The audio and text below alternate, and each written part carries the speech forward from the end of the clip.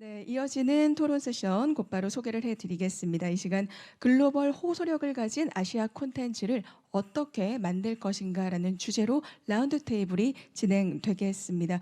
오늘 하루 동안 함께 주제 발표 또 토론을 나누고 나니 굉장히 기대되는 주제인데요. 이 시간 좌장님으로 이 자리를 이끌어 주실 성신여대 미디어 커뮤니케이션 학과의 노동열 교수님 먼저 자리로 모셔보겠습니다. 한 분 한 분 제가 소개를 해드리면 뜨거운 박수 보내주시기 바랍니다. 네, 계속해서 일본에서 함께해 주신 요시미츠 나오하라 MBS 해외사업 부장님 함께 자리해 주시겠습니다. 아리가또 고자이마스. 네, 이어서 말레이시아 미디어 프라임 TV 네트워크스 프라임 웍스 스튜디오의 칸 라이컹 사업개발 및 디지털 총괄 책임자님 환영합니다. 슬라맛 다탕. 땡큐. 네, 이어서 함께 토론자로 활약을 해주셨는데요. 이 에이스토리 글로벌 사업팀의 박여주 팀장님 한 번 더 모시겠습니다. 어서 오십시오. 방송통신대학교 미디어 영상학과의 이성민 교수님 역시 한 번 더 고견을 여쭈었겠습니다. 네, EBS 정재응 협력제작 부장님께서도요 함께 자리를 더 빛내주시겠습니다. 네. 다시 한번 좌장님과 라운드 테이블에 토론자분들께서 착석을 해주셨습니다. 네, 기대되는 이 시간 좌장님께 곧바로 마이크 넘겨드리겠습니다. 예, 이 귀한 시간 사회를 맡은 성신여자대학교의 노동열이라고 합니다. 최근에 제가 그 방송학부에 논문을 하나 게재를 하면서 상당히 많은 관심을 가지고 있었던 주제로 이렇게 라운드 테이블이 만들어진다는 것에 특별한 관심과 의미를 이제 부여할 수 있을 것 같고요.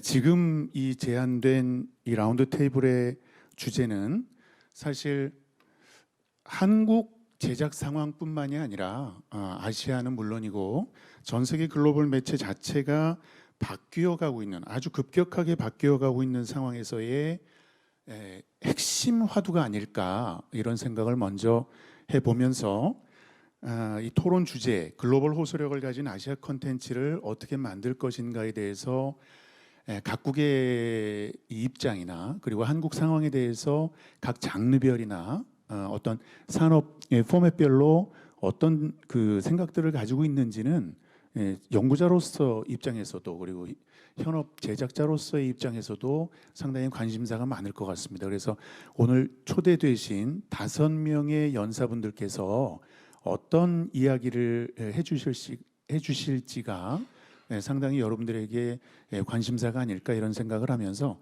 먼저 저보다 먼 쪽에 계신 분부터 토론에 참여해 주신 분을 소개해 드리도록 하겠습니다. 먼저 한국 그 교육방송국에 근무하시는 정재응 감독님 소개해 드립니다. 두 번째로 방송통신대학교 이쪽 분야의 상당히 전문가로 알고 있습니다. 이성민 교수님, 환영해 주십시오. 그리고 세 번째는 한국 에이스토리라는 대단한 제작사의 대외 협력 글로벌 사업을 맡고 계시는 걸로 알고 있습니다. 박여주 팀장님 함께해 주셨습니다. 그다음에 말레이시아에서 오신 칸라이콩 총괄 책임자 선생님, 그리고 바로 제 옆에 MBS 텔레비전의 해외 사업 부장님을 맡고 계시는 요시미츠 나오하라 선생님입니다. 저에게 주어진 3가지의 질문이 있습니다. 그 중에 첫 번째, 간단하게 이제 몸풀기 방식의 질문으로 주어지는 것 같은데 어찌 보면 저에게는 가장 큰 관심을, 어떤 답변이 돌아오실지 가장 큰 관심을 갖고 있는 질문입니다. 사실은 유튜브나 글로벌 OTT, 우리 대한민국에서는 이제 넷플릭스로 대표되는 글로벌 OTT 때문에 매체 환경이 아주 급격하게 변했다. 제가 관심을 갖고 이 연구한 결과로 보면 조금 과장을 해서 대한민국, 한국의 상황에서 특히 드라마 분야에서는 우리의 힘으로 올라간 제작비를 감당하면서 드라마를 만들 수 있는 방송사업자나 제작사업자가 거의 없어진 상황이다. 그러니까 드라마 산업의 경우에는 상당히 어려운 상황으로 치달아가고 있는데 이게 우리나라만 그런 건지 아니면 다른 장르에서도 그런 건지에 대해서 상당히 개인적으로 궁금증을 가지고 있었어요. 이 문제에 대해서 저희가 가지고 쓸 수 있는 시간이 60분인데 좀 간단하게는 한 2분에서 좀 길게는 한 3, 4분 정도 옆에 계신 요시무라 선생님부터 요시미츠 선생님부터 답변을 좀 해주셨으면 좋겠습니다. Thank you very much for your question. 네, 질문 감사합니다. 먼저 저를 이렇게 초청해 주셔서 감사하다는 말씀부터 드리도록 하겠습니다. 이 자리에 이렇게 일환이 돼서 참석할 수 있게 돼서 기쁘게 생각을 합니다. 네, 답변을 드리겠습니다. 그게 사실 한국만 겪는 상황은 아닌 것 같습니다. 같은 일이 일본에서도 일어나고 있는데요. 저 역시도 MBS에서 오랫동안 일을 해왔습니다. 그래서 드라마 제작도 담당을 했었고 그리고 일본 드라마 수출을 담당하기도 했습니다. 여긴 한국도 포함이 되어 있는데요. 그래서 한국 분들은 심야식당을 아마 잘 아실 것 같습니다. 아마 굉장히 인기를 끌었던 드라마로 알고 있습니다. 한국뿐만 아니라 해외에서도 많은 인기를 끌었는데요. 이 심야식당은 시즌 5까지 만들어졌습니다. 인기가 많아서 계속 시즌이 만들어졌는데요. 하지만 교수님께서 얘기해 준 것처럼 시즌 4부터는요. 넷플릭스가 함께 참여를 했습니다. 시즌 3까지는 MBS 그리고 프로덕션 회사가 거의 100% 소유를 해서 직접 이 저작권을 갖고 있었고요. 그래서 해외 매출도 마찬가지였는데요. 하지만 시즌 4부터는 넷플릭스가 합류를 하면서 대부분 제작 비용을 다 커버해 주었고요. 그 이 제작비가 올라가면서 사실 각 회사들 예를 들어 MBS 그리고 제작 회사 어뮤즈라는 곳이 있는데요. 바뀔 수밖에 없었습니다. 왜냐하면 넷플릭스가 굉장히 큰 역할을 제작뿐만 아니라 해외 그런 영업이나 OTT 서비스에서 큰 역할을 해주고 있기 때문인데요. 그래서 일본뿐만 아니라 다른 국가도 마찬가지인 것 같습니다. 그래서 저는 이제 일본의 MBS에서 왔습니다. 제가 이렇게 말하면서 저희 이제 심야식당이라는 걸 만들었습니다. 이렇게 얘기를 하지만 또 동시에 혹시 TV에서 보셨나요? 아니면 넷플릭스에서 보셨나요? 이런 질문까지 해야 합니다. 왜냐하면 그럼 대부분 넷플릭스 봤다라고 답변을 하십니다. 그러면 이제 영광이기도 하면서 조금 그 얘기를 들으면 씁쓸하기도 합니다. 왜냐하면 사실은 100% TV 드라마로 방영이 되다가 지금은 반은 TV로 반은 이제 OTT 플랫폼으로 방영이 됐고요. 이것이 일본의 상황입니다. 감사합니다. 예, 뭐 대한민국에서 이 일에 그 연구를 하시거나 제작에 근무하시는 분들이 아주 쉽게 피부에 와닿을 수 있을 바로 직설적인 이제 답변이신 것 같아요. 그러니까 제가 관심을 갖고 있었던 건 일본이라는 시장이 1억 2천만 명 이상의 큰 대규모 시장이면서 과연 글로벌 OTT에게 어떤 영향을 받고 있을까가 상당히 궁금했거든요. 그러니까 말레이시아 같은 경우는 인구 수가 3천만 명이 훨씬 넘는 그 정도 인구를 가지고 있는데 그런 시장에서의 그 유튜브나 넷플릭스의 영향이 한국이나 일본과 어떻게 다르고 같은지에 대해서 매우 관심이 있습니다. 그 부분에 대해서 한 2분이나 3분 동안 답변 부탁드리겠습니다. Hello. 네, 질문 주셔서 감사합니다. 그리고 이렇게 함께 해주신 데 대해서도 감사의 말씀을 드리고 저희를 초대해 주셨고 기회를 주신 데 대해서도 감사의 말씀을 드립니다. 그리고 또 나오하라님께서 말씀해 주신 내용도 굉장히 인사이트 넘쳤습니다. 말레이시아의 상황에 대해서 말씀을 드리면 글로벌한 트렌드이기 때문에 어떤 특정 국가에만 일어나는 현상은 아닌 것 같습니다. 저희 말레이시아에서도 같은 현상이 일어나고 있고 현재 콘텐츠를 이제 영화관에서만 보는 것이 아니라 빅스크린에 뭐 TV나 영화관 같은 것뿐만이 아니라 스몰 스크린으로도 넘어가고 있습니다. 이런 시청 경험이요. 그래서 이러한 뭐 변화가 시청률에도 영향을 미치고 있는데요. 이 OTT 플레이어를 라이벌로 인식하기보다는 파트너로 인식해야 한다고 생각합니다. 아까 나워라님께서 요시미치님께서 말씀해 주셨지만 이 컨텐츠라는 게 단순히 아시아 우리 뭐 국가 내에서만 소비되는 것이 아니라 글로벌하게 이미 타겟팅이 돼서 만들어지는 것이기 때문입니다. 그래서 지금 차이나 TV와 협력해서 만들어지고 있는 이 코프로덕션 프로그램이 시청률 1위를 자랑하고 있습니다. 그래서 TV는 저희에게는 기존의 시청자들을 여전히 유지하는 역할을 하는 수단이지만 OTT 플랫폼은 결국 MZ세대라고 부르는 G세대라고 부르는 이 새로운 시청자들을 끌어들일 수 있는 수단이라고 생각합니다. 이것이 결국 우리의 컨텐츠를 완성시켜주는 역할을 하는 것이 아닌가 라고 보는 것이 저의 의견이고 인도네시아의 상황입니다. 예, 점점 이제 저희들이 얘기할 내용과 그리고 모르겠습니다. 토론의 결론이 이게 같은 합일점을 가지고 갈 것 같다는 이 두 나라의 그 답변을 들어보면 그런 생각이 드는데 한국에서는 이제 드라마나 예능 장르 그리고 이 채널 사업자의 성격에 따라서 상당히 영향을 받는 정도가 상당히 차이가 크게 나고 있거든요. 그런 측면에서 한국의 각각의 어떤 입장을 대표하는 차원에서 나와주신 우리 토론자분들 이제 순서대로 말씀을 들어보도록 하겠습니다. 우리 A스토리의 박여주 팀장님 토론해 주십시오. 네, 말씀하신 주제에 대해서 앞서 일본과 말레이시아 측에서 말씀해 주신 내용에 각각 동의를 하게 되는데요. 아무래도 이제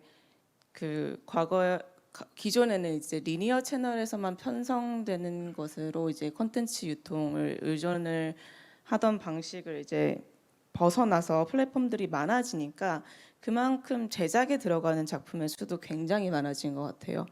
근데 작품 수가 많아진다는 거는 그만큼 시장이 굉장히 경쟁적인 시장으로 변화해 간다는 뜻이기 때문에 저희 같은 제작사 입장에서는 제작 비용도 더 높아지고 또 글로벌 글로벌 시장을 겨냥한 작품을 제작을 해야 되다 보니까 작품의 스케일도 커지면서 제작 비용이 많이 높아지고 있는 상황입니다. 그래서 아무래도 말씀하신 방송 산업의 위기가 뭐 제작사 입장에서도 많이 체감이 되는 것 같은데요. 반면에 이제 좀 긍정적인 면을 보자면 제작사 입장에서는 앞서 말레이시아에서 오신 성함이 칸라이콩님이 말씀해주신 것처럼 긍정적인 효과도 있어요. 왜냐하면 한국에서만 이제 소요가 되던 한국 방송 드라마 작품이 이제 넷플릭스나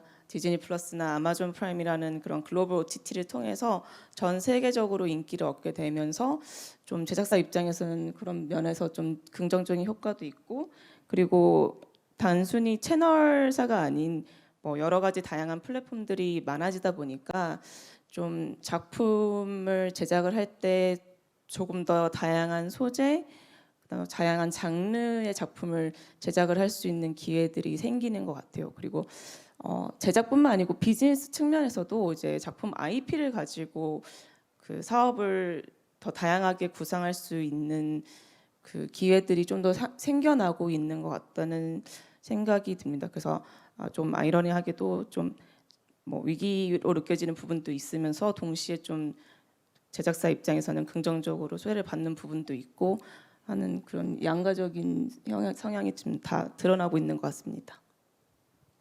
예, 여러분들 잘 아시겠죠.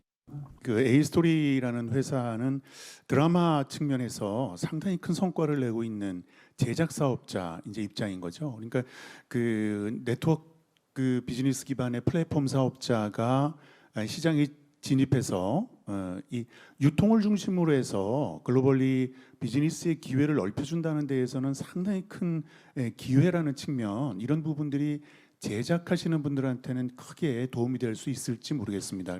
그런 측면에서 A스토리의 이야기는 아주 현실감 있고 실질적인 이야기였다고 생각을 하고요. 그다음에 이쪽 분야의 연구에 많은 성과를 가지고 계시는 이성민 교수님 그 질문에 대해서 답변 부탁드리겠습니다.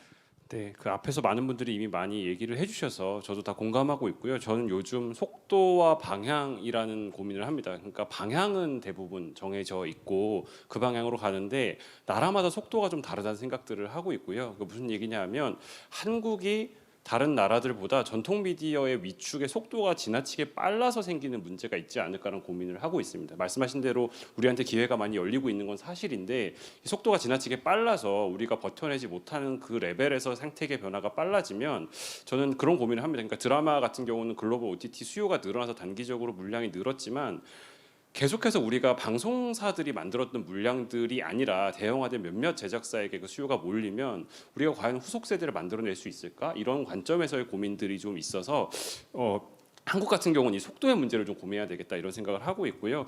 그 드라마 얘기는 또 많이 해주셔서 예능 같은 경우는 제가 좀 유심히 보는 게 말하자면 인하우스 PD들의 독립이 굉장히 많아지고 있고 이게 사실 한국 같은 경우는 드라마의 독립 제작사화의 현상처럼 예능에도 그런 구조가 만들어졌을 때 방송 사업자들이 과연 어떤 파워를 가질 수 있을까 하는 고민들이 있어서 전체적으로 이제 아시아 국가들의 그 OTT 영향력의 속도의 문제들 같이 얘기해 보면 좋겠다 생각했습니다. 예, 이제 중요한 지점인 것 같습니다. 이 드라마라는 게 시장성이 부가가치가 가장 높은 상품을 만드는 이제 그 예술 장르가 방송 콘텐츠 장르가 드라마이기 때문에 글로벌 OTT나 유튜브나 뭐 이런 것에서 가장 먼저 영향력을 받고 그래서 이 시장이 가장 빠르게 어디를 향해선가 진전해 가고 있는 건 분명하고 그 다음으로 이미 예능이라는 그 콘텐츠 장르가 그 글로벌 OTT로 인해서 이제 제작비 문제나 글로벌 스타가 육성되는 부분이나 생산 요소의 이동이나 이런 측면에서 이제 드라마가 간 길을 아주 가파르게 따라가고 있는 현상이거든요. 그런 측면에서 오락 콘텐츠에 있어서는 오케이 우리가 동의할 수 있을 것 같다.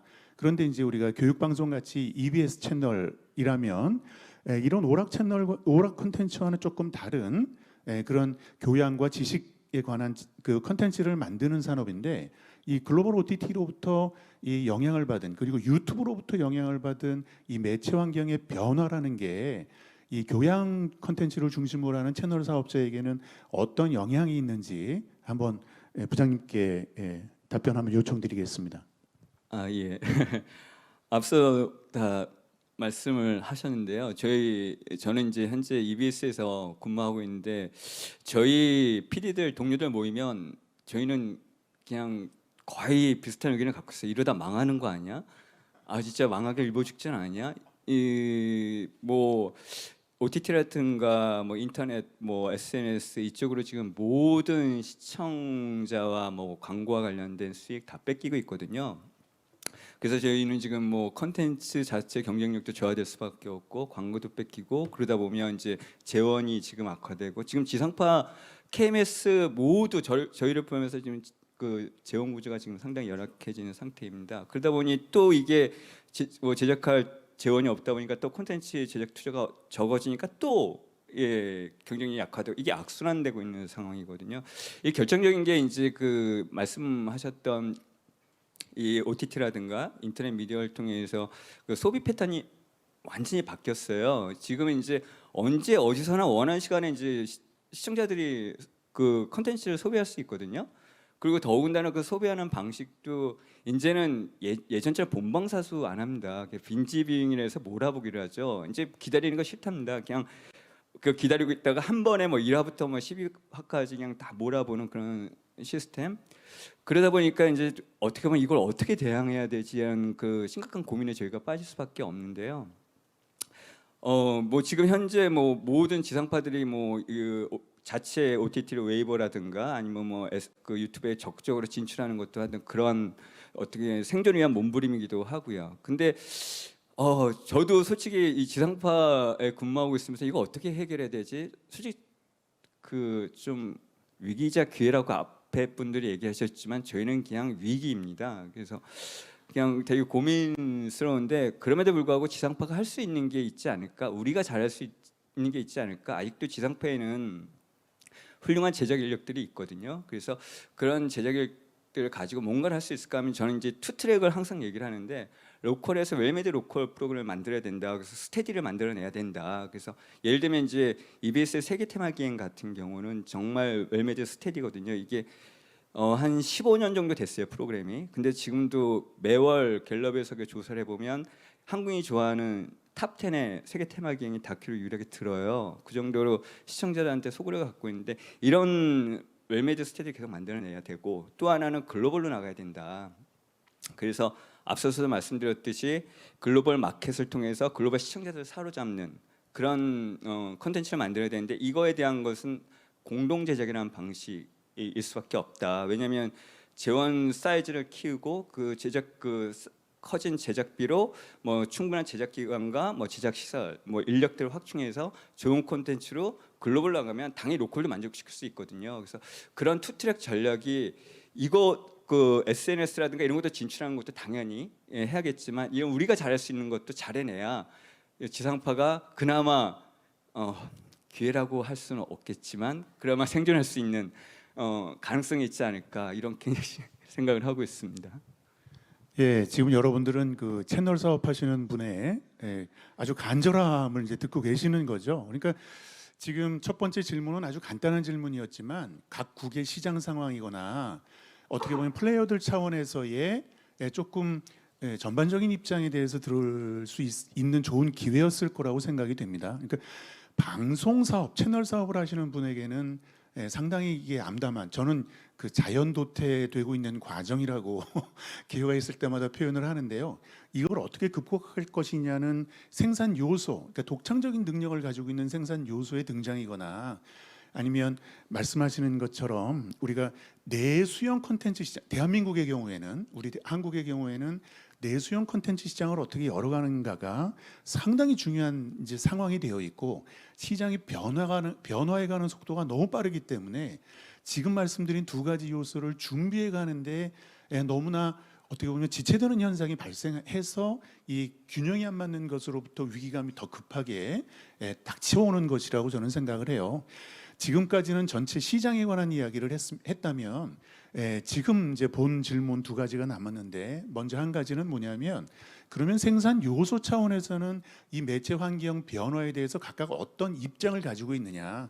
저는 시장이 이렇게 변화가는 그리고 글로벌 스탠다드는 글로벌 마켓을 중심으로 해서 변해가는 시장에서 각국이 잘하는 것을 가지고 협력한다는 건 예전에 방송을 잘 만드는 사람과 방송을 좀 아직 좀 덜 잘 만드는 사람 간의 협력을 통해서 방송을 만드는 수준을 끌어올리는 공동 제작, 국제 협력 이런 수준의 논의가 아니라 이제는 누가 됐든 간에 글로벌 시장으로 경쟁력 있는 콘텐츠를 가지고 나갈 수 있는 국제 협력 이게 필요한 상황이라고 생각을 합니다. 그러니까 국제 공동 제작의 목표 자체가 바뀌어야만 이게 어떻게 보면 아시아를 포함해서 전 세계 콘텐츠 수준이 올라갈 수 있는 부분인데 그중에 우리 아시아가 한국과 일본, 중국, 말레이시아 이런 나라들이 어떤 역할을 할 수 있는지가 이제 화두인 게 되잖아요. 그러니까 지금부터는 제가 말 개입하는 이제 기능은 요 두 개 남은 질문에는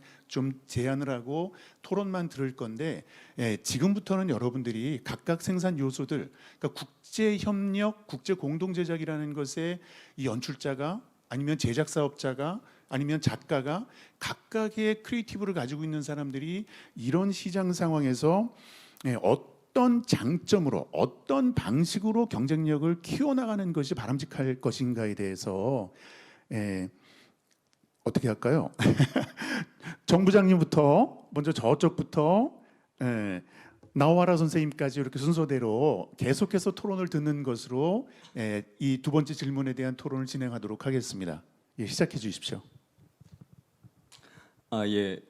일단 저는 지금 협력 제작 부장을 맡고 있는데 이 협력 제작 부장을 맡기 전에는 국제 공동 제작 다큐멘터리를 한 10년간 했습니다. 특히 세계 문명 대기획 다큐를 하면서 위대한 로마라든가 불면의 진시황, 천불천탑신 미얀마, 뭐 문명의 기원, 뭐 이런 다큐를 했는데 다 공동 제작을 통해서 했어요. 그래서 그런 경험치를 가지고 하나 얘기를 좀 공유할까 하는데요. 그 아시아의 스토리, 아시아인의 시각 이 부분과 관련된 건데요. 제가 불면의 진시황을 제작할 때 그 정말 좀 재밌었던 게 그 세계 유세 방송사라고 할 수 있는 뭐 BBC라든가 디스커버리, NHK 뭐 다 이렇게 진시황 관련 다큐를 보면 굉장히 다 부정적으로 묘사하고 있어요. 진시황 하면 뭐 미치광이, 광인, 폭군, 심지어 제목도 위대한 폭군 진시황 뭐 이게 이렇게 좀 아이러니한 제목도 달면서 거의 같은 시각을 유지하더라고요. 그래서 그 이유를 제가 취재하면서 보니까 그 전문가들과 만나서 보니까 그 소위 그 우리가 흔히 BBC라든가 이런 쪽에서 전문가 섭외해서 인터뷰할 때 전문가들한테 요청하는 게 뭐냐면 사마천의 사기라는 1차 사료에 근거를 두고 얘기해 달라고 요청을 한대요.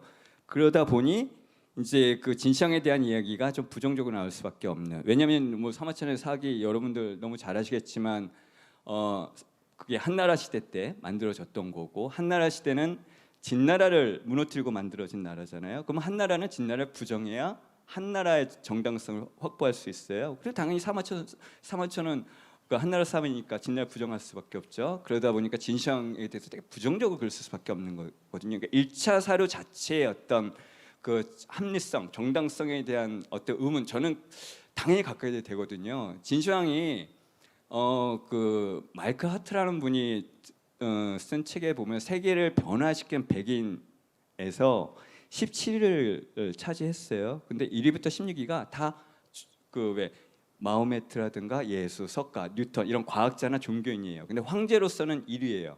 나폴레옹이라든가 뭐 이런 뭐 우리가 알고 있는 카이사르 다 뒤에 있어요. 왜 이렇게 세계에서도 그 인정을 해주는 그의 업적, 중국을 최초로 통일했고 뭐 문자를 통일했고 하나의 중국을 있게 한 그의 업적임에도 불구하고 왜 폭군, 왜 그 미치광이 왜 이렇게만 그 어떤 패러다임을 갖고 평가를 할까? 2000년이라는 역사 동안 거기서 저는 좀 스타트를 했거든요. 그래가지고 그 전문가들 만나면서 그 2000년이라는 시간 동안에 그 중국의 역사와 더불어서 진시황에 대한 어떤 재평가가 이루어진 작업이 있고 그래서 저는 진시황에 대한 그 오해와 진실 그래서 그는 영웅인가 폭군인가 이런 시각에서 다큐멘터리를 제작하게 됐어요.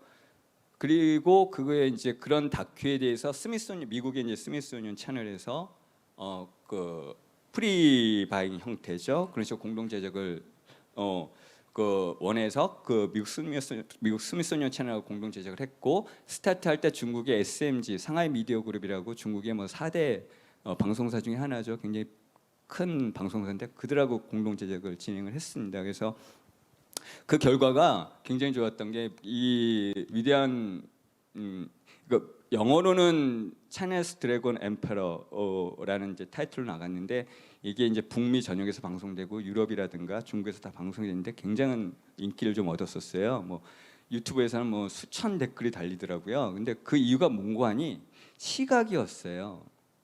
그러니까 그 유럽이나 서양이 바라보는 아시아를 바라보는 시각과 아시안이 아시아를 바라보는 시각은 완전히 다르거든요. 그런 건 여러 차례 경험할 수 있었는데 그 흔히 그러잖아요. 서양인들은 굉장히 분석적으로 보고 객관적으로 보고 타자화시켜서 본다고 그러잖아요. 근데 동양인들은 안 그러거든요. 그러니까 그들은 1차 사례의 철제 물질적인 거에 철저히 분석해서 근거해서 모든 어떤 해석을 할 수밖에 없겠죠. 근데 저는 그 부분에서 아시아인이잖아요. 한국인이기도 하지만 그래서 그런 시각에서 이제 제가 갖고 있는 시각으로 그걸 풀어냈더니 그 시각에 대한 굉장히 그 해외 국내외에서 굉장히 반응이 좋더라고요. 이거 괜찮은데 그래서 이게 글로벌리 이렇게 그 나름 성공하는 케이스를 보면서 같은 아이템을 다루더라도 예를 들어 그게 사람이건 역사건 뭐 자연이건 이건 우리가 갖고 있는 아시안의 시각으로 이걸 풀어가면 그리고 그 시각을 바탕으로 해석을 해나가면 이거 우리나라뿐만이 아니라 글로벌리 뭐 북미든 유럽이든 다 통할 수 있겠구나 이런 것들을 제가 다큐하는 과정에서도 크게 느꼈고요. 또 하나 또 말씀드리고 싶은 거는 제가 위대한 로마라는 이제 다큐멘터리를 제작할 때 그 정말 그 위대한 로마를 제작하려고 그 콜로세움과 폼페이를 통해서 로마 제국을 한번 보려고 했어요. 그래서 이탈리아 국영방송 라이한테 공동 제작 여러 번 하자 제안을 했었어요. 근데 그들이 제안을 거부하더라고요. 근데 그때 그 3D 입체로 제가 이제 제작을 하려고 했었는데, 왜냐면 2012년도가 3D 입체가 좀 이슈였지 않습니까? 방송 기술. 항상 저희 방송인들은 이제 기술에 되게 민감해야 되니까 이제 거절했었는데, 그래서 뭐 독자적으로 할 수밖에 없었죠. EBS 자체적으로. 근데 이렇게 그 콜로세움하고 폼페이 관련 이제 또 리서치를 하면서 이렇게 보다 보니까 콜로세움도 거의 비슷하더라고요. 콜로세움 하면 머릿속에 일반인들이 다 드는 생각은 폭력, 검투, 죽음, 피, 뭐 이런 것들이잖아요. 뭐 동물과의 어떤 싸움, 굉장히 폭력적인 부분, 그리고 또는 콜로세움이 위대한 건축 기술, 과학 기술 이쪽에 대해 포커스가 맞춰져 있더라고요. 그래서 저는 그걸 보면서 콜로세움이 공공성을 분명히 갖고 있는데 이건 왜 이렇게 강조가 되지 않지? 콜로세움이 갖고 있는 공공성, 황제가 백성들과 그 소통하기 위한 하나의 되게 중요한 베뉴, 중요한 장소임에도 불구하고 왜 이건 강조가 되지 않지? 해서 전문가들을 만나서 이걸 또 얘기하다 보니까 전문가들도 저한테 대묻더라고요. 그렇게 볼 수도 있겠네요. 그러니까 뭐냐면 제가 그랬거든요. 콜로세움을 21세기에 한국으로 치면 카카오톡, 트위터 이렇게 볼 수도 있지 않나요? 왜냐하면 황제와 백성이 소통할 수 있는 몇 안 되는 그 장소 중에 하나인데, 그리고 그 당시에는 백성의 얘기를 안 듣고 백성들로부터 그 지지를 얻지 못하면 황제들이 쫓겨나기까지 할 정도로 예, 알겠습니다. 그래서 그런 시각을 만들었더니 그게 지금 현재 콜로세움 박물관에 가면 제가 만든 EBS가 만든 그 DVD를 홍보하고 있어요. 판매하고 있어요. 라이티비에서도 방송을 했고, 저는 그 포인트에서 우리가 보는 시각, 똑같은 다큐 아이템을 하더라도 우리가 보는 시각에 따라서 충분히 글로벌리 아까 말씀하셨던 그러니까 우리나라에서 방송하고 중국하고 뭐 공동 제작했으니까 중국에서만 방송되는 게 아니라 전 세계인을 매료시킬 수 있는 어떤 아이템을 제작할 수 있겠구나라는 어떤 확신 뭐 이런 걸 좀 갖게 됐습니다. 그래서 그런 거 필요하지 않을까 생각합니다. 예, 죄송합니다.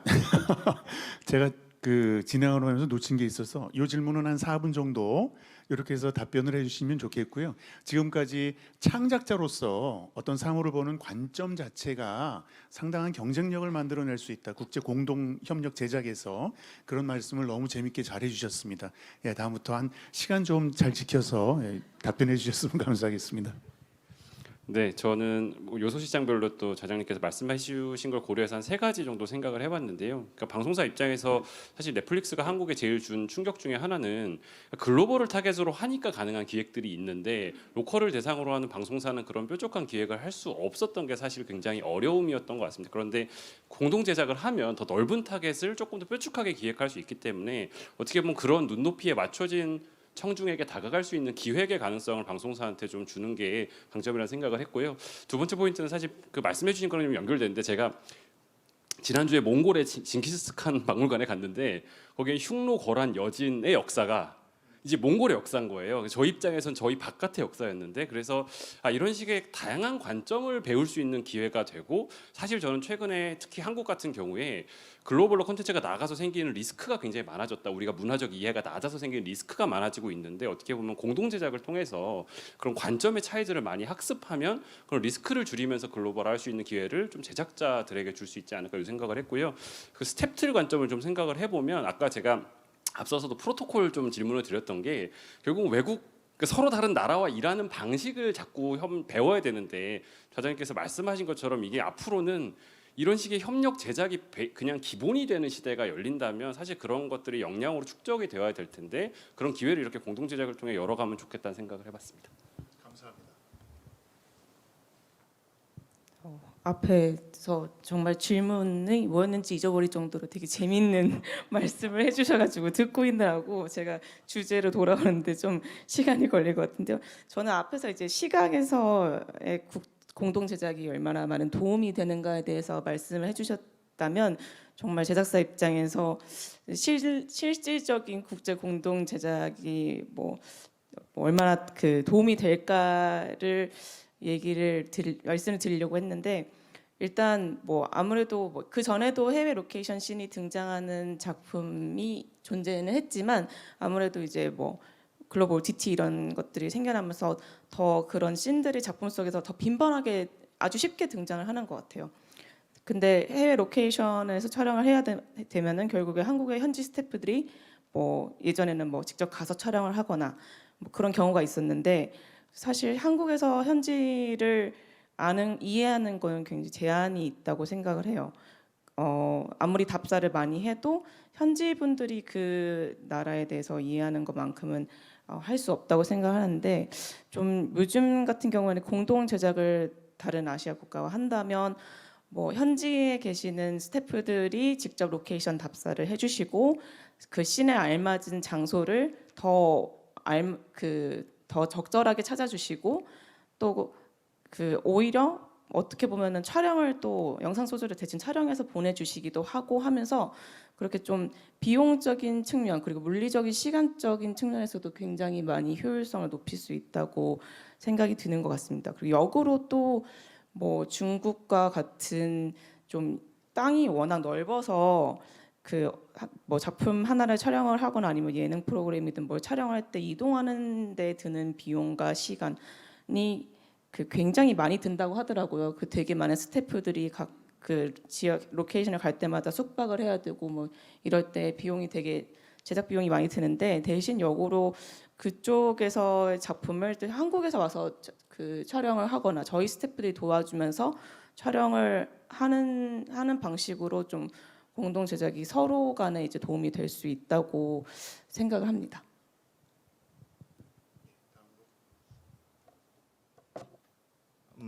Thank you so much for the sharing. 네, 굉장히 유익한 그런 말씀을 해주신 것 같습니다. 제가 사실 한국어로 말씀해 주셨기 때문에 통역을 들으면서 좀 일을 하려고 노력을 했는데요. 어쨌든 채널을 갖고 있고 또 방송국으로서 사실 공동 제작을 하면은 굉장히 이점이 많다라고 생각을 합니다. 제가 사실 이제 사업 개발이라는 그런 타이틀을 갖고 있는 만큼 이제 사업이라고 하면 보통 이제 돈을 생각을 하죠. 공동 제작의 키워드는요, 효율성인 것 같습니다. 어떻게 하면은 이제 투자 수익을 가장 저비용으로 가져올 수 있느냐라는 것 같습니다. 공동 제작의 비용은 사실 계속해서 누구에게나 이제 골칫거리가 될 문제일 수밖에 없습니다. 특히 비용에 관해서는 더 그럴 텐데요.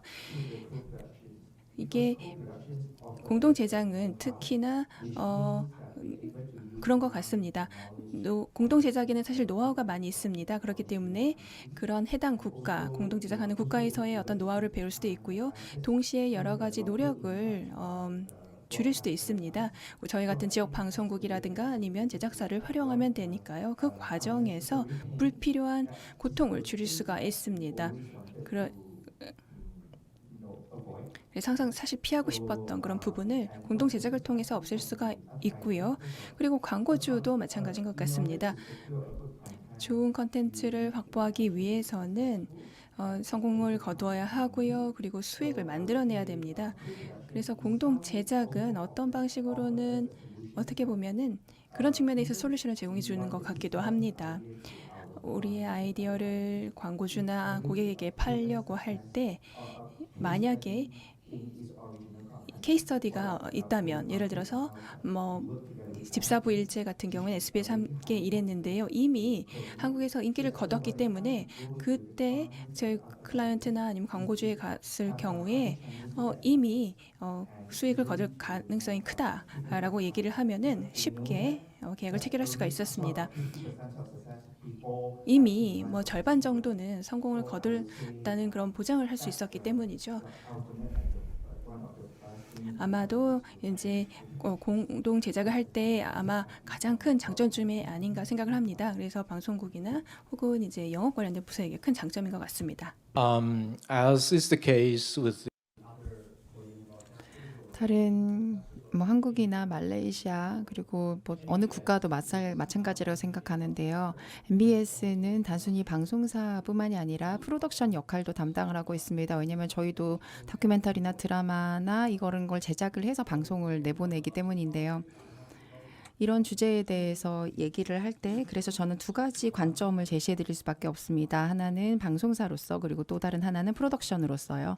프로덕션사로서의 입장은 아까 교수님께서도 말씀하셨지만 이전에는 그저 공동 제작을 해서 다른 국가랑 손잡고 공동 제작을 해서 아니면 뭐 방송사라든지 제작사랑 손을 잡고 경험을 하는 것, 새로운 경험을 하는 것으로 충분했습니다. 그 당시에 일본이 그래도 뭐 기술이라든지 또 다른 여러 방면에 있어서 조금 앞서 있었다고 할 수 있었기 때문에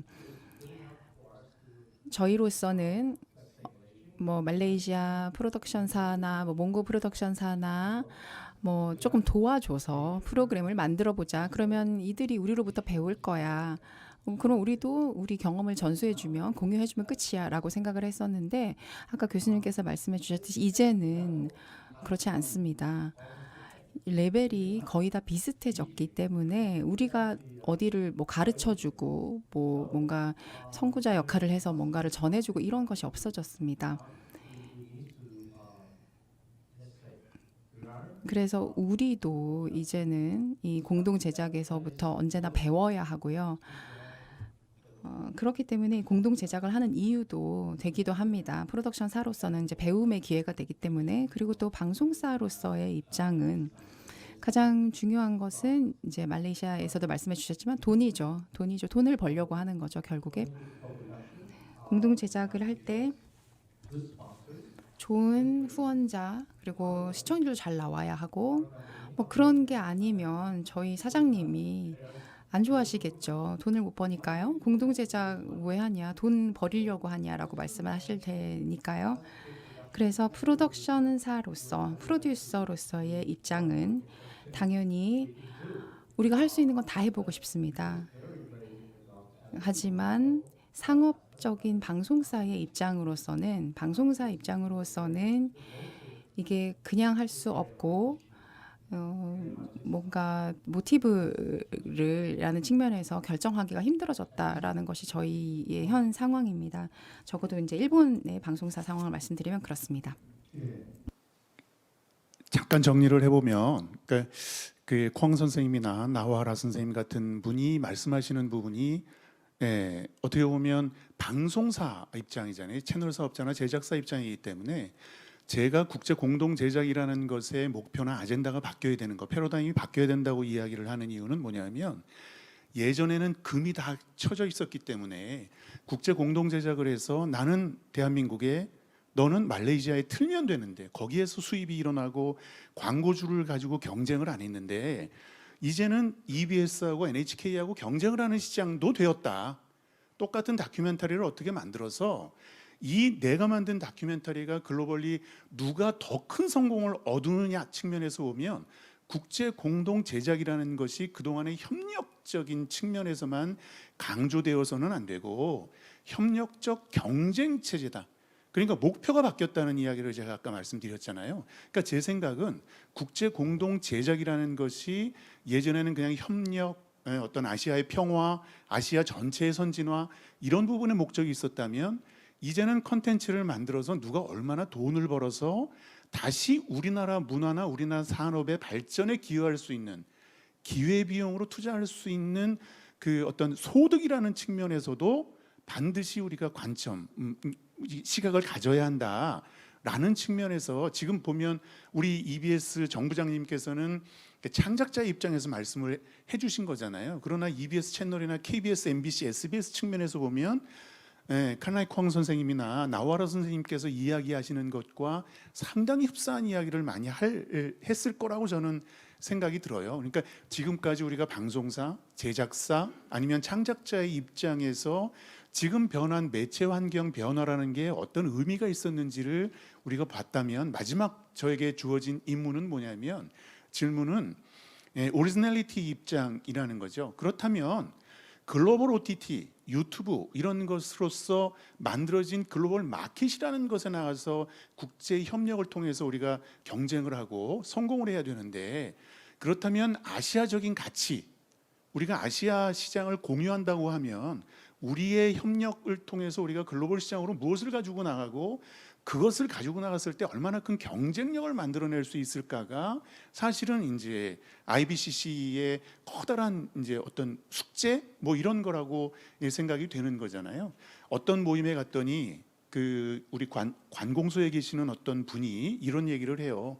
더 글로리, 오징어 게임 이런 걸로 한국 콘텐츠가 엄청나게 성공을 하는 건 좋다.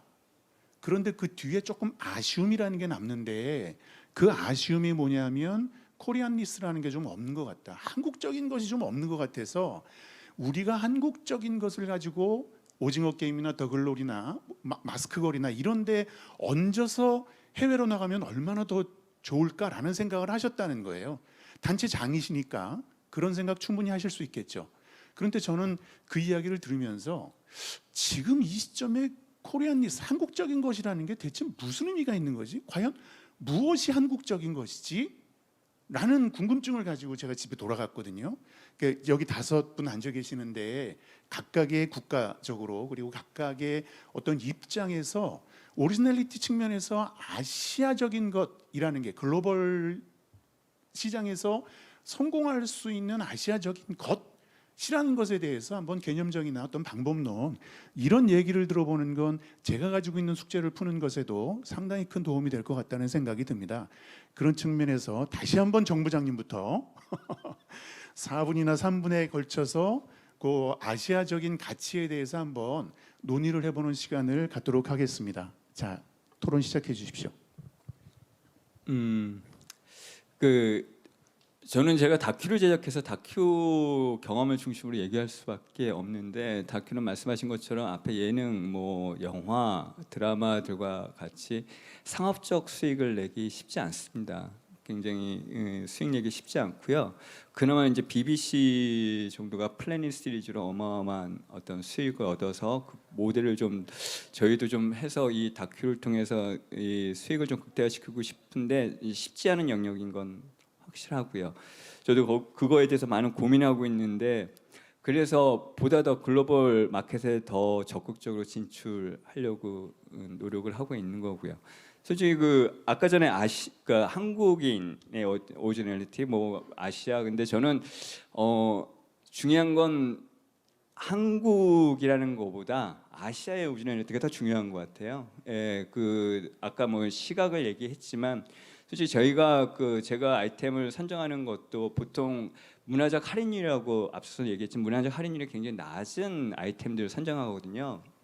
그 문화적 할인이 낮다는 얘기는 그 문화적 보편성이 있다는 얘기고 그거는 세계 어느 나라 누가 봐도 이해할 수 있는 그래서 실제적으로 2010년에서 19년 사이에 진행됐던 그 해외 글로벌 콘텐츠들을 조사해 보면요 다큐멘터리 중심이긴 하지만 자연 다큐멘터리가 가장 높아요. 국제 공동 제작 한 34%만 그 정도 기억하고요. 그 다음이 과학 한 32%, 그 다음에 역사더라고요. 그래서 보통 우리가 크게 라이트 아이템이라고 얘기하는 공동재계 라이트 아이템이라고 얘기하는 거는 자연, 그 과학, 역사인데 이거는 정말 굉장히 보편적인 아이템이고 모든 방송사들이 이 세 가지 아이템을 타겟팅을 해서 이제 제작에 들어가거든요. 아까 여기 실크로드 얘기하셨는데 저는 실크로드가 국제 공동 제작의 굉장히 표본 중에 하나라고 생각을 합니다. 그 실크로드를 통해 가지고 중국이 정말 전 세계에 완전히 엄청나게 유명해졌거든요. 실크로드 이전에 실크로드는 그 누구도 가지 못했어요.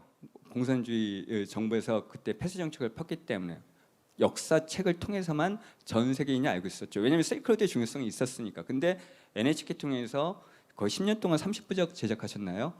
공개되고 나서 전 세계인이 중국으로 몰려들었어요. 근데 그 포인트가 딱 중국 개방할 때와 딱 맞물렸어요. 그래서 중국의 덩사오평이라든가 그 공산당에서 전폭적 지원을 했거든요. 그렇게 알고 있거든요. 그러니까 그런 아시아에서 우리가 세계로 나가기 위해서는 굉장히 아시아만이 갖고 있는 새로운 걸 갖고 들어가야 되는데 저는 그걸 3SS라고 Something New, Something Significant, Something Entertaining이라고 표현을 해요. Something 항상 제작할 때는 그러거든요. 뭐가 다를까? 뭐가 서양이 만들어 놓은 아까 전에도 이제 얘기하다가 제가 약간 놓쳤는데 제가 역사를 좋아해서 역사 다큐를 하다 보니까 아시아를 보는 역사는 우리가 보는 역사가 아니에요. 유럽이라든가 서양이 만들어 놓은 역사에 그들의 시각에서 우리 역사가 만들어져 있거든요. 아시아 역사가 패러다임인 거죠. 저는 그걸 깨는 도전을 되게 즐기고 싶거든요. 그들이 바라보는 패러다임을 깨면서 새로운 익숙한 건데 누구나 다 아는 건데 거기 새로운 사실들을 기존의 역사학자들과 새로운 뭐 사료들을 통해서 만들어내는 것들, 그걸 통해서 시청자들한테 다시 한번 지적 감동을 주는 것들, 이것들이 저는 그 우리 그러니까 아시아에 있는 그 제가 좀 제작자 PD이자 디렉터라 그쪽에 관심이 많아서 그게 저희 역할이고, 저는 그것이 그 세계 시장에 진출해서 전 세계인을 설득하고 그들을 매료시킬 수 있는 가장 강력한 무기 중에 하나라고 생각합니다.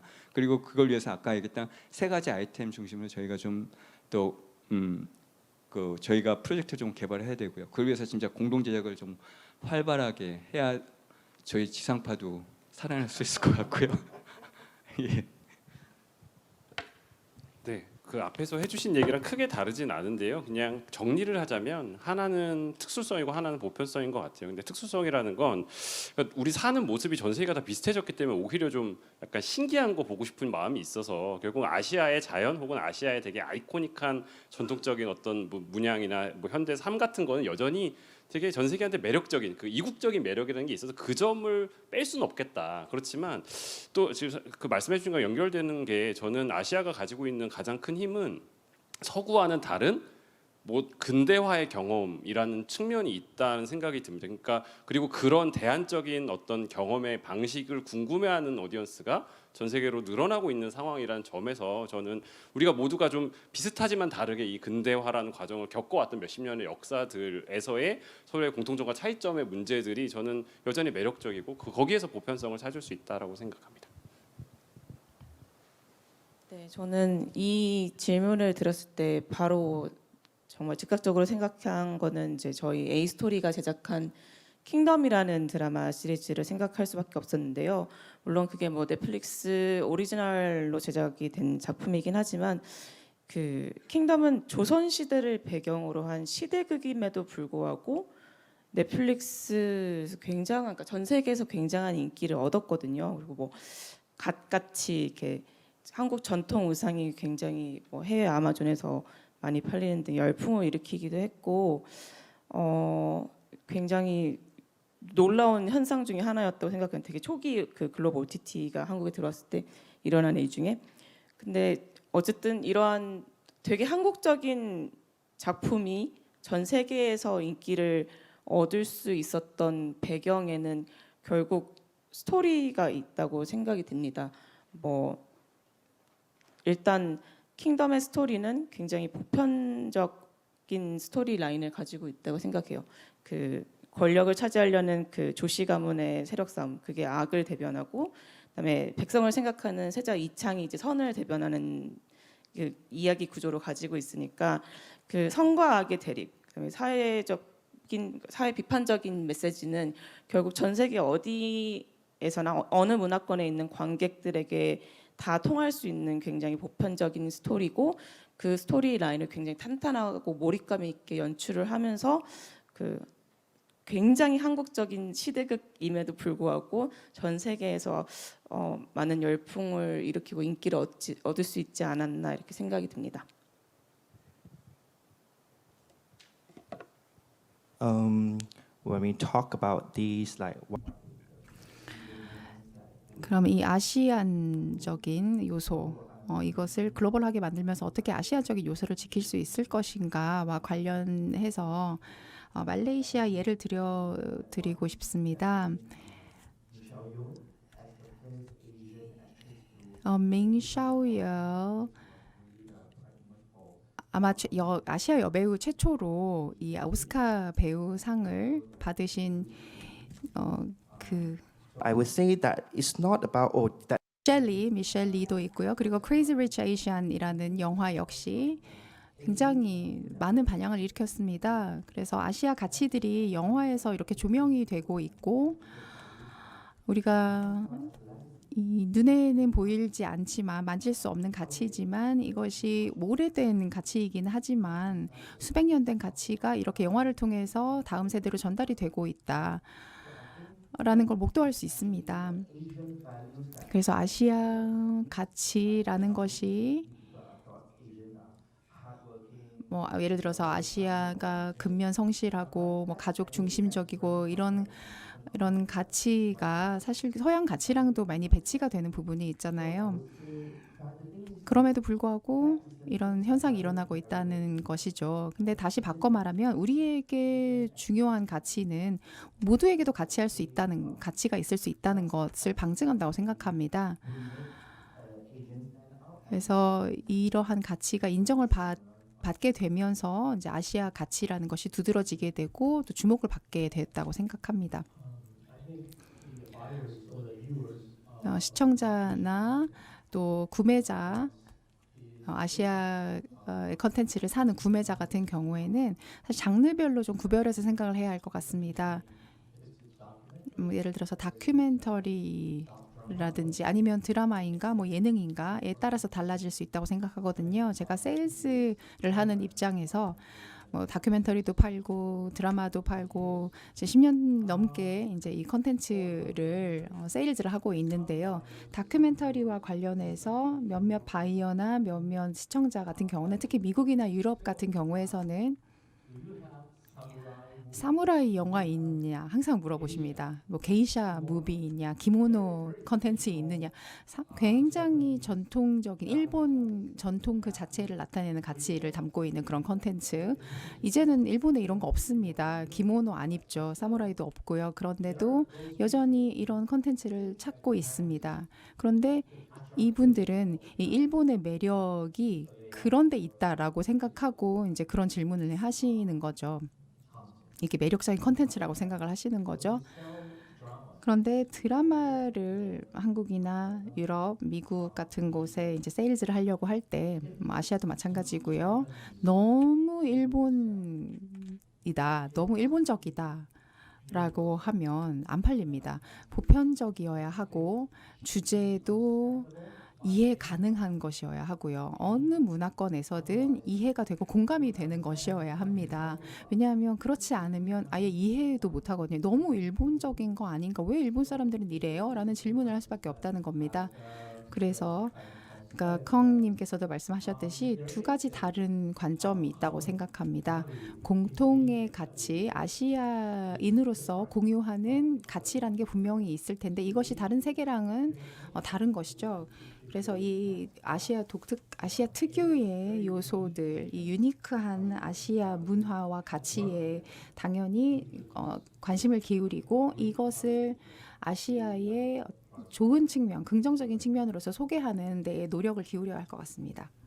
오늘 이 5분 말씀 질문 단 3개밖에 드리지 않았지만 5분의 말씀을 종합하면 지금 그냥 뭐 특별히 한국이라는 국가에서 벌어지고 있는 상황을 이렇게 다시 한번 반추하면서 오늘 토론을 들으면 한국의 문제라는 것에 어떤 해법까지도 좀 이렇게 접근할 수 있는 답변들을 해주셨다고 생각을 합니다. 그러니까 제가 그 글로벌 OTT나 그 유튜브 때문에 발생하는 매체 환경의 변화에서 가장 핵심적인 단어는 글로벌 마켓이라는 용어라고 생각을 해요. 그러니까 우리 대한민국이라는 나라가 본의 아니게 글로벌 시장에 편입이 되면서 컨텐츠를 어떻게 만들어내야 되는지에 대한 그러니까 제작 기술이 아니라 어떤 걸 어떻게 만들어서 누구에게 유통해야 될 것인가에 대한 큰 숙제가 생겼다. 그러니까 글로벌 마켓. 두 번째는 글로벌 스탠다드라는 개념이 상당히 중요하다. 우리가 4K 촬영 안 해도 됨에도 불구하고 4K, 8K라는 글로벌 수준에 맞는 화질을 얻어내야 되고 음향 사운드도 미국 시장을 겨냥해서 나갈 수 있는 제작의 표준화, 제작의 선진화는 물론이고 그 안에 어떤 가치를 담을까도 글로벌 스탠다드에 맞아야 된다고 하는 거거든요. 그러니까 박유 팀장님께서 말씀하신 킹덤, 대단히 한국적인 것이죠. 그리고 나와라 선생님께서 말씀하신 게이샤나 사무라이, 이 부분이 누가 봐도 일본인 거죠. 스시 이런 게 일본적인 건데 그렇다면 그런 내용을 가지고 우리가 전 세계 시장에 나갔을 때 신선함이라는 게 생길 것인가? 저는 아까 모두 말씀드렸지만 그 세 번째 질문하기 전에 말씀드렸지만 어떤 대한민국의 단체장님께서 코리안리스가 없는 컨텐츠라서 오징어 게임이나 더 글로리 같은 게 너무 아쉽다라는 말씀을 하시는데 아니 세상에 기생충이나 오징어 게임이나 더 글로리 같은 한국적인 컨텐츠가 어디 있을까라는 생각을 한 거죠. 그러니까 아까 정 부장님부터 콩 선생님도 말씀하셨지만 가치관, 관점이라는 게 되게 중요해서 우리는 글로벌 스탠다드에 맞는 테마가 무엇인가, 그리고 저 테마를 대한민국에서는, 아시아에서는 저 뭐 젠더라는 거에 아니면 빈부 격차에 대해서 아니면 그 나라의 전통이나 역사를 바라보는 시각이 우리하고 어떻게 다른 것인가를 우리가 소비한다고 저는 생각을 해요. 그래서 글로벌 마켓과 글로벌 스탠다드와 이런 부분들이 국제 공동 제작의 화두가 되는 것 아닌가. 그러니까 저는 아까도 말씀드렸지만 이 국제 공동 제작이라는 게 제가 말레이시아에 가서 일본에 가서 어떤 촬영을 할 때 스텝을 공유하거나 일본이나 말레이시아의 어떤 국가적인 배경, 풍경이 필요한 정도의 수준은 이미 지나갔고 컨텐츠와 그 스토리를 바라보는 시각을 어떻게 공유하고 그 시각을 가지고 그런 테마를 가지고 전 세계 시장에 나가서 우리가 어떻게 경쟁을 해서 돈을 벌어들일 것인가 라는 그 패러다임에 우리가 관점이 맞춰져야 된다고 생각을 하는 측면에서 이 IBCC라는 행사가 상당히 오래된 걸로 알고 있고, 그리고 그동안 우리 대한민국을 포함해서 아시아 방송 발전에는 상당히 큰 공헌을 한 이 국제 행사라고 저는 알고 있습니다. 그러니까 이 행사가 내년에는 조금 더 진전하고 조금 더 현실감이 있는, 훨씬 더 체감할 수 있는 그런 아젠다를 가지고 보다 더 피부에 와닿는 토론을 통해서 이 대한민국을 포함해서 아시아 전체 국가가 발전할 수 있는 그런 진짜로 금쪽 같은 그런 행사가 됐으면 좋겠다는 말씀을 드리고, 내년에는 가능하면 중국이라는 나라가 같이 참여를 해서 같은 고민을 할 수 있었으면 좋겠다. 오늘 5분 너무 좋은 말씀을 해주셨고요. 저하고 제일 멀리 계셔가지고 시간 통제를 잘 못했는데 점점 기울어져 간다고 생각하시는, 망한다는 표현을 하셨어요. 망해가는 우리 대한민국의 교육방송 EBS와 저 열정적인 오리지널리티를 가지고 있는 감독님께서 아주 성공한 작품을 가지고 내년에 또 이 자리에 참석할 수 있게, 그리고 이 5분의 모든 토론자께서 너무 훌륭한 토론을 해주셔서 여러분들이 잘 신테시스를 하시면 되게 좋은 어떤 결과물을 스스로 만들어 흡수해서 가실 수 있을 것 같다는 생각 때문에 격려와 감사의 박수 한번 부탁드리고 토론 마치도록 하겠습니다. 대단히 감사했습니다. 예.